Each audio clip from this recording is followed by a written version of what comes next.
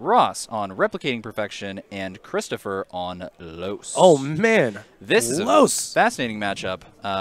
Both players bringing IDs we have not seen a lot recently. Right.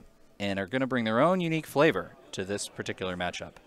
Now, man, I miss Replicating Perfection. I'm so happy Ross is playing it. What I expect to see, though, is a deck similar to what we saw earlier with Zach Cavis. Right. You're going to see a lot. I think we're going to see a lot of operation-based economy, the protection upgrades, and probably really protected agendas. He may even be running. I mean, we can't say for sure, but he could be running Okabata.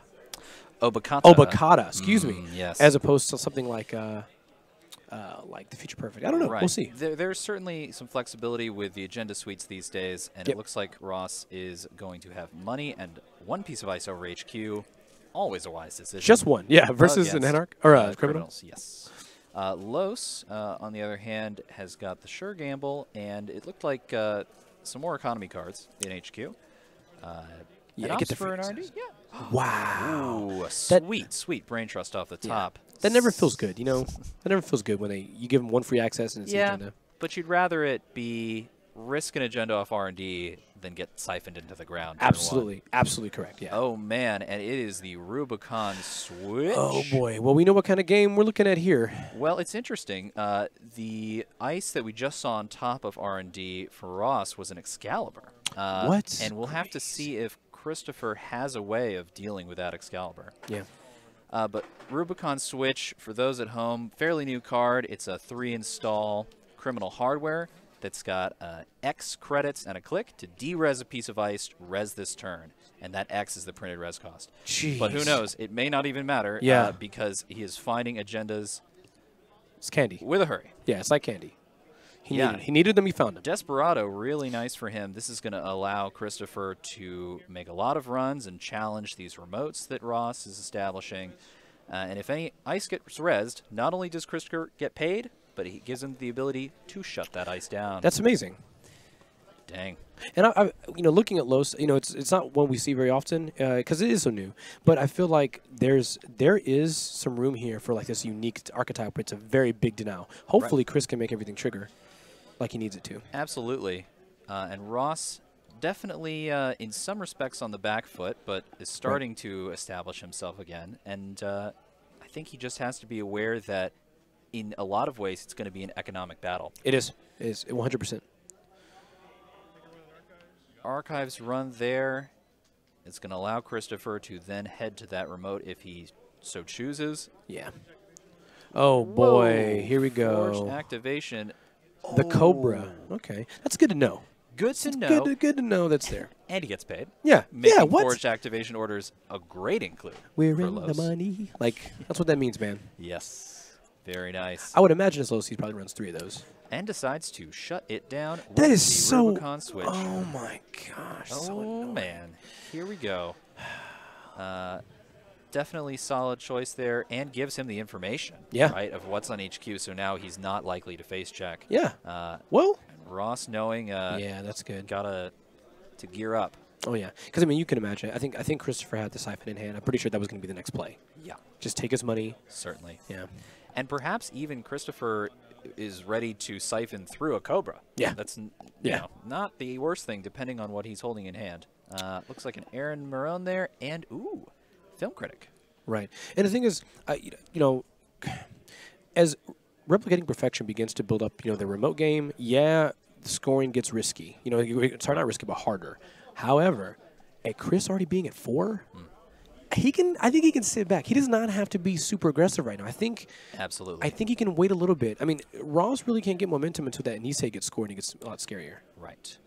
The only thing, as far as Chris is concerned, from a scoring perspective for Ross, is if Ross can establish a score of a Nisei, that could be potentially the thing to get him back in the stable position. It could change everything. And it looks like we have an install of the snare. Ooh, the snare. Very nice. We saw that. Oh, it looks like he may be going for it. Let's find out. Will he do it? There, cards in hand. Will he do it? More than all right, 2. Ross, play it cool. Play it cool, bro. Here it comes. Cool. Oh. Yes. Nice.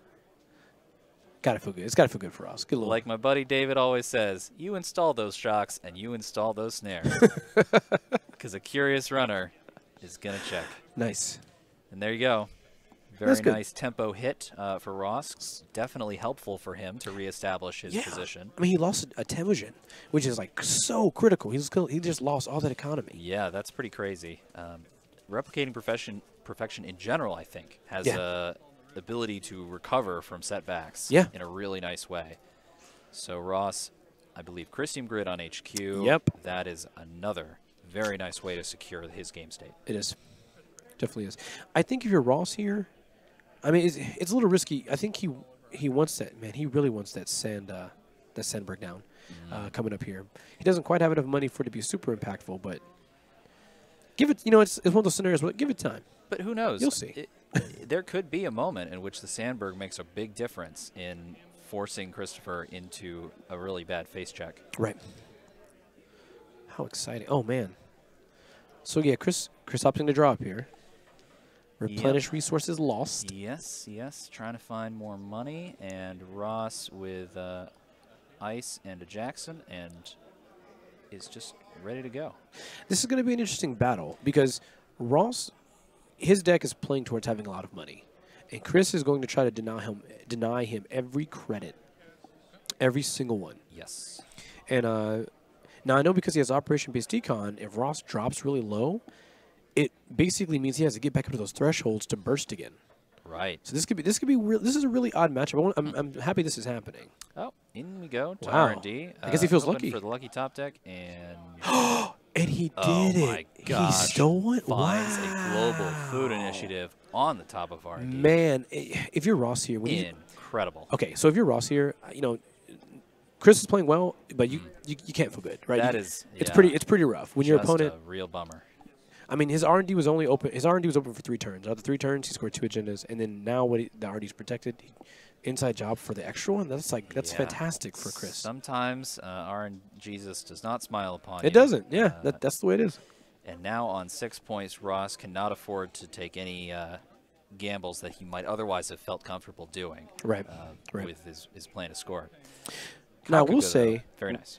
Well, I was going to say, I think that now, though, we're at the point where Ross is starting to have the momentum that he needs. Yes. R&D is going to be protected. He's got the remote protection and the ice. And Christopher doesn't have a lot of money. So as long as Ross is careful, he might be able to use like the upcoming Niseis to his advantage and still win this thing. Like, it's not over. Oh, certainly. I have seen replicating perfection matchups which look very dire, and they can stabilize pretty remarkably. Yeah, I mean, once you got them locked down, it gets hard. Yep. So the draw of a paperclip there and some more money. Also noticed a compromised employee in hand, which is pretty nice. Oh boy, the Sundew. That's what. See, so nice. This is the classic. This is the thing. Yeah. Remember these days? I remember these days. I still play RP pretty often, and Sundew never fails. Yeah, it's so good to just really return benefits. And I believe he put a Susanoo no Mikoto over the remote. Disrespectful. That card straight disrespectful will mess you up. Yeah. If you're not prepared.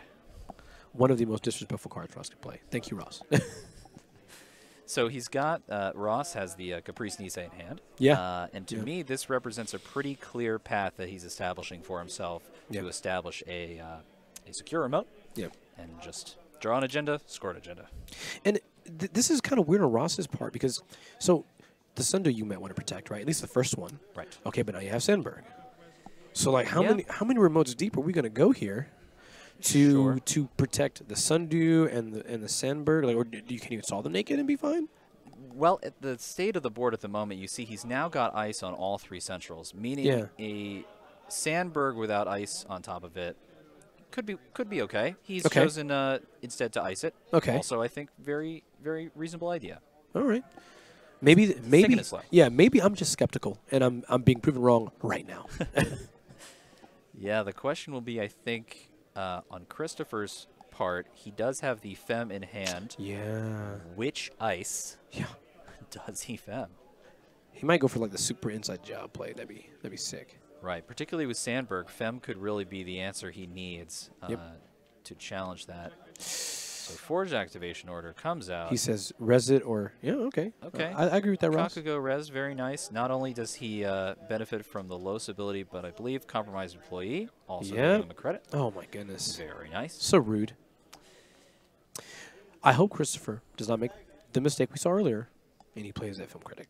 Because we don't know where Ross is running. It could be anything, but very true. You need to play the film critic just in case. When in doubt, I think yes, Replicating Perfection could be running enough agendas to make film critic very useful. Yeah, yeah, absolutely. And I just think back. You know, how many times has a game been decided because you had the film critic and you said, "No, I probably don't need this." Yep. And you just toss it away. Yep. The other thing I gotta wonder, or if Ross is considering, is the employee strike play. Yeah. Right? This is a very common include on the runner side, and for Replicating Perfection, it can threaten that remote in an unexpected way. So maybe that's what he's anticipating here. He's got the Nisei in hand and Caprice Nisei upgrade, and I imagine we'll want to score that out as soon as possible. I think so. Yeah, it looks like Ross is going to set it up so that the card of the server of choice of where the Sundew is. And I mean, again, I talked about it. Christopher getting the points he did so early, critical. Yes. Totally critical. Cannot make mistakes. And the thing is, Ross has an agenda in hand. He has a Nisei. And I got to be honest, with Christopher's RNG this game so far, I would be skeptical. Oh, is this a run on HQ? Yeah. It looks like we've got the res there of... Oh, wow. That's going to trash program and do some net. What?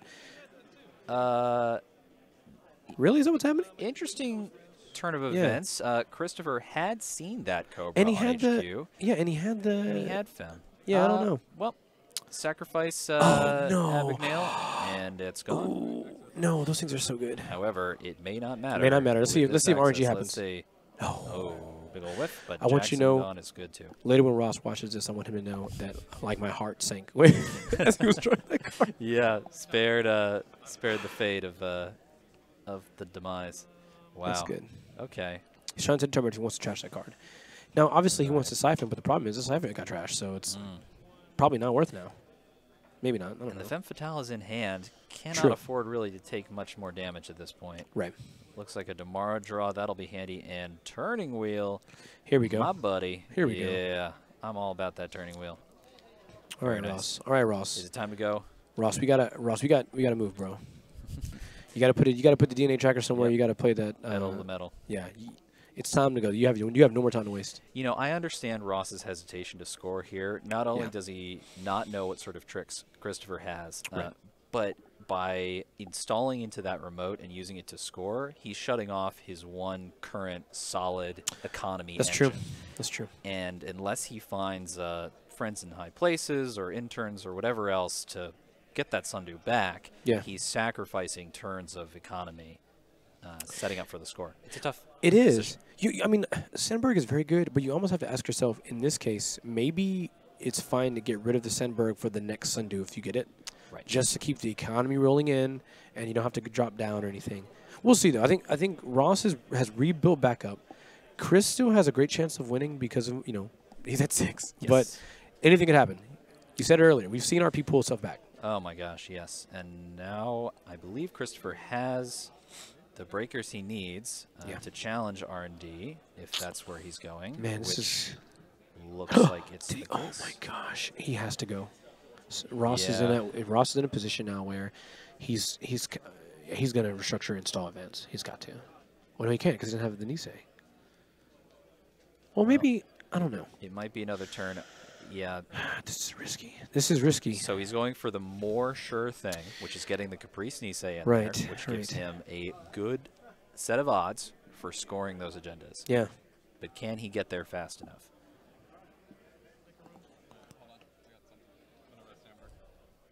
Ah, the Sandberg res coming out there. Oh, boy. That was necessary. I mean, that needs to be resed. Yep. You know what? Just ignore everything I said about Sandberg. This game, I'm just stupid, and this is fantastic. This is so good right now. This is amazing. Well, with the restructure play, Ross has now bumped himself up to some pretty sizable credits. Right. He's got 25, which will provide Kakugo there with 5 more strength. That's amazing. Strength 6 Kakugo. That's crazy. I don't believe Christopher's going to have the ability to break that. Oh, another one. Finds another Kakugo. This will provide Christopher with some credits, though, which may be sufficient to get out. Was he on paperclip? Was in his heap there? It is in his heap. I think he does have paperclip in his heap. I missed that, yeah. And this is what's weird about this. That we even get to see Los and Rubicon switch in action here, because even if so Chris is probably saying, what happens if I play paperclip right now? How much is it going to cost? Four to install, and then it costs X amount of credits to play, and so on and so forth. But then the next question is, okay, can you trash Sandberg after you get in? And can you de-res it from Rubicon? Looks like he did. He de-resed it. So I don't think he would have had enough credits to trash Sandberg upon breaking, and so he's opted instead to de-res that Kakugo. He could run it again and force Ross to lose 4 again. But maybe he won't do it. Yeah. Is that an inside job? Ooh. Is he going to go for it? Is it worth it to him?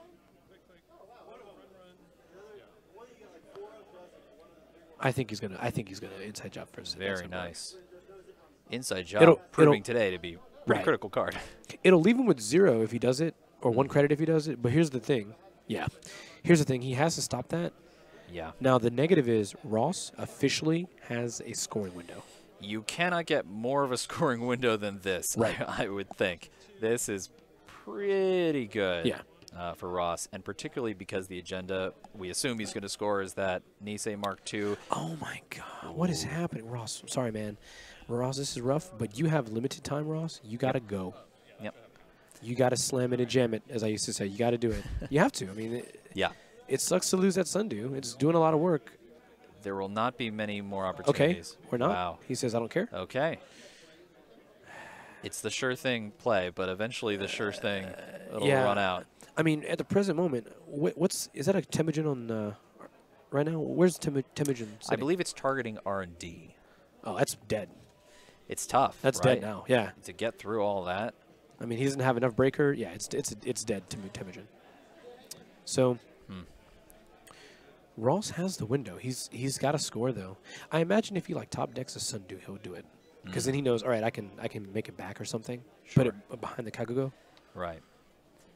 We'll see. Good luck, Ross. Come on, Ross. He's certainly got the agendas to get there. Ross, you're killing me, dude. Just do it. You're killing me, man. Just do it. You got to do it. You can't hold 3 agendas right now when he's at 6. You can't do it. I know. Yeah, I know. You're looking at it. Double check. He's like, I don't like it, but I think I got to do it. Yeah, he's got to. Because, I mean, the thing is, then that Nisei score guarantees the next Nisei score. He's got to do it. This is, I think, a very solid line of play for Ross, which presents him with a really real win condition. Yes. Yes. And, yeah, we'll see. Here we go. Oh, my God, Ross. Ross, stop trying agendas. Cut it out. Oh, boom. Nice. Look at that. So Ross is on the board. Yep. And he's going to probably discard. He's not going to discard an agenda. We know that. Get rid of your Susanoo. You're never going to play that card. Not now. All right. So now it looks like Christopher, seeing that Nisei token, knows that the clock is ticking. Yep. He was in control of the game up until about a few turns ago, and now the favor is swung in Ross. I think Ross is going to take. I think you hedge. Oh no, I don't think you hedge here. I think you should have just installed advance or something, just to pad the hand, because now he's got 4. It's literally 50-50. Because he could have played that hedge fund at any time, because the other cards are 3/2s. But that's fine. Sure, it's fine. Huh. Christopher's going to have to make some tough calls here. But I think this is a good spot. I think Ross is probably fine. So Christopher, not a huge number of credits. He does have a turning wheel and could certainly challenge a central. Ooh. All right. So the Aiki res on R&D, one res, 3 strength. It's got a side game to draw 2 cards and then can do 2 net damage. That's so good. Could hit something pretty good. Right. We will see. Deciding to... The very typical draw on Aiki, one I know very well, is both players saying, not a big deal. Oh, my goodness. Ooh, Damara hit, and Desperado, not the worst. Nah, not the worst. Did Ross get to draw 2? No, had the side game been a different bid, then Christopher would have drawn. Got it. Okay. Yes. Paperclip coming out, and doing that. Jeez, man, Okay. this is rough. Net damage. Oh no! Is that that? game? Oh, yeah, that's it. That's it. that Wow. DNA Yeah. tracker. And yeah, I mean, like, DNA tracker is fantastic. You gotta respect it. When you play against Jinteki decks, you gotta assume that's one of their best ice. You gotta assume they got it. Do they have 8 credits? Yeah. Then Yeah, watch right. out. Yeah, watch out. Yeah, I mean, Here it comes. You gotta assume it's there. No, Christopher started off really, really strong there. Obviously, getting to 6 super early. Yep. But it definitely felt like Ross was on the way. Yes. If he had scored the second Nisei and had both counters, I honestly don't know what Christopher could have even done. I think mean, he was doing one of the better things that he could do, which is trying to get that single access, lucky top deck thing that Ross is not likely to use the Nisei token on. Yep. And had he been able to make it through to that run, I think Christopher could have established himself economically, I agree. turning wheel rise.